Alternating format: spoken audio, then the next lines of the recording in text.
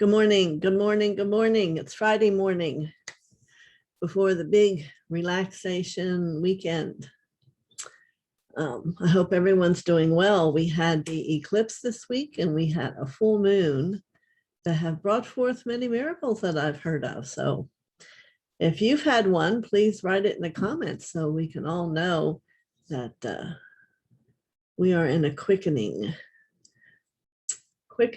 in the capacity to re-demonstrate light quotient within yourself, to radiate and to have a greater light emit and touch other people as you grow. I've had a few experiences with some of my clients that I turn them on and they come in and there's this soft white cloud around them. And that's their light emanating, and takes work and embracing and loving yourself. And when that begins to happen, it's very joyful because most likely the life has become more joyful. It's all about transforming certain parts of the 144,000 pieces of you into light. So it begins to be more light versus whatever you want to call. What is it? I hesitate to give it a negative connotation, but it's a lower frequency, let's say. So I hope you're all doing well. And if you haven't went to my communities page, you want to learn to start to go there. I'm having a class start today. I've had many people ask about, do I do classes? And this is the information about a class that will be ongoing for as long as each individual wants to participate. It's at 2 p.m. Eastern today. And it's not too late to join. And if you're someone who would like to join and today doesn't work for you, still email me and I'll have another startup. First, I got the time wrong, so no worries. The next class isn't until the end of June. So we have time to catch up. So 2 o'clock today, there'll be a group of us gathering together. And what are we going to do? We're going to learn about healing. I have a lot written on the community page. We're going to start activating our hands and feeling the energy of the aura and who you are and the differences in how that aura responds to the chakra it's connected to. And then as we move further in today, we're going to actually look at chakras and begin to use the fingertips of our hands to see, to feel, and to hear. Well, what if you don't have those gifts? Well, maybe they'll emerge just in the group consciousness of those who do have it. And my having it, a lot of times, allows it to show up for you. So that's number one exciting news for me today. But I really want to say the energy totally shifted this week. And I hope there's those of you who discovered that and can feel that. Maybe it's that you're not having such a low frequency perception of your world, or maybe you're getting insights of how to change that. You know, we sometimes in our humanness get stuck there. Well, this is what it is. This is what it's going to be. And if you can take the light and call it in within you and let it embrace and see things a little bit differently, things will change. Maybe that's all it's been waiting for, is for you to have a different choice about your perception. So I want to talk a little bit for everybody. And what does it mean to really get upon your path? What is that person like? What is that person recognized already or know within themselves? Excuse me if I'm not acknowledging those who know. But first off, it's someone who in the beginning is going to know there's something more to belong to. There's a place inside your heart that says to you, there's got to be more than this going on. And for those of us who understand that, we know we're in classroom 101. We are in the experience of healing patterns, developing a greater consciousness within ourselves that begin to see the world in neutral, non-neutral. And that sounds really black and white, but it isn't black and white. it's darkness light. So if you felt this feeling, or that you're in some way to be in service to God, and everybody interprets those few words differently also. But becoming the vessel is a very, very powerful goal for people who feel they're connected to God, to the light, to helping people, and understanding how that works and becomes, and what it actually does is let God work through you. It's not so much through and from the individual, but the individual develops to a point where there's so much light that the Heavenly Father can come and work through you. So a lot of things, a lot of different perceptions. And even in the class we're starting today, there'll be a lot of in-depth understanding of spirituality to grow by, truths and faith. And what is this about? What is that about? It's like you've heard of the old sages in the time ages ago, and Himalayas would sit in a circle and discuss things. That's what it's like. That's what it will be like for us. And it's very exciting to begin to know yourself in a different way. So even if you're beginning in your tarot cards, as you surrender and let God participate in that with you, they can speak from a higher consciousness, from a different level when you surrender your hands to allow the cards to show themselves for a higher answer. So the goal here is we want to work with the master realm, the angelic realm, the higher experience of helping us get to that level will come from reaching up into that energy. So I'm sure there's questions. That's good. Questions bring answers. So you can comment on my community page. You can comment under this video. And that's what I'm here for. And while you may not always see me as a video here, I do respond to the emails and do my best to bring to you what you might need to hear in today. Who had come to me today was Cassiopeia, who most of you may not understand her story, but one of the first things that an individual who is moving to become more of their light is having to address the ego, the part of you who is willed and wants to be in charge and controlled, and many times prevents you from the growth of surrender and into truth. So in her story, she believed in how beautiful she was, the outer beauty, and became a queen, the whole deal.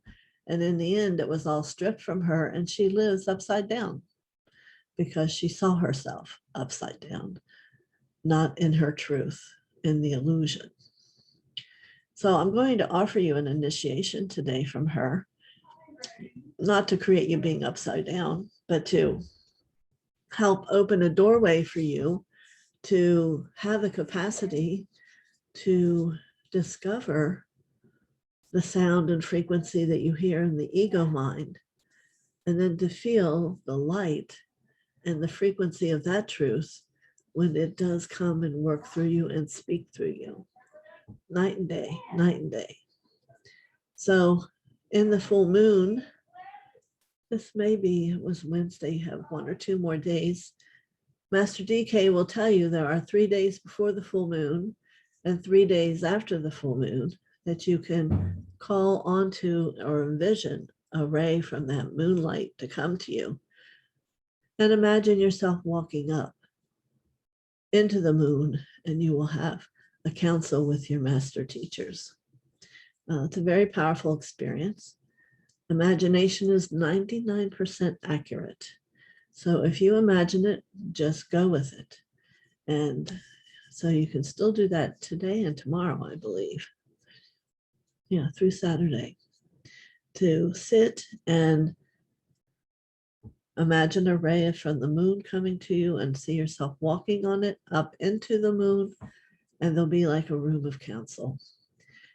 And share with them how you're feeling, what you want to know. Not to have you go, well, where have you been? What I can honestly tell you is they've always been there with you, but are you letting them in? You know, we say prayers and we have actions, but in the end, where is willingness? The willingness to change if they bring you what you want, what you desire. So you can see the path is a lot of contemplation. We're also going to study the 7 Elohims that generated the earth, and how in the beginning, for instance, the ray 1 is blue, and it is the will to do. El Morey had to decide, is this what we want to do, or is it not? What if it is? Well, what if it's not? And he's made that whole decision-making process easier for you in conjunction with working with the cobalt blue ray. So if you're someone with issues about decision, you want to call out to the first ray, blue ray, and start bringing it through your being and helping it help you decide. And the more you do that, the easier decision will become, and there'll become a knowingness. And I could go on, but going on will be a school project inside. So I think it is the most exciting thing you can do as a participant in your life, however it is. It doesn't have to change what you're doing. Some people it does. But all in all, you find that you are the love you're looking for. You discover really the feeling and the meaning of what love really is. And as one steps in front of another, you find freedom. Freedom from what you heard from eons ago, from teachers, maybe from this lifetime from your parents, and discovering and remembering, who have I been? What did I believe? Because you've all been there before. And it's so difficult sometimes to quiet the ego mind to hear what the true essence of you and your spirit does believe and holds truth. So a lot of times people say to me, well, how long does the path take? The path will never end. The healing will never end. There will always be more. Be assured. But it does come to a place where you're not a wreck every day, where the least little thing, as you work with that emotional field and the patterns that are left there in your third chakra of your divine power, you're not giving your power away. And when your heart begins to relax, wow, let me look around. Who do I really have feelings for, love for, and not have attachments? There's so much to learn. So I encourage you on your own, decide to make a difference for yourself. It is what I'm even here for. It's what I do. I help people discover their truth, what's inside them, and how it needs to look for them to feel fine, to feel full, to F-U-L-L, to feel completed, and to be loved by no one else but yourself.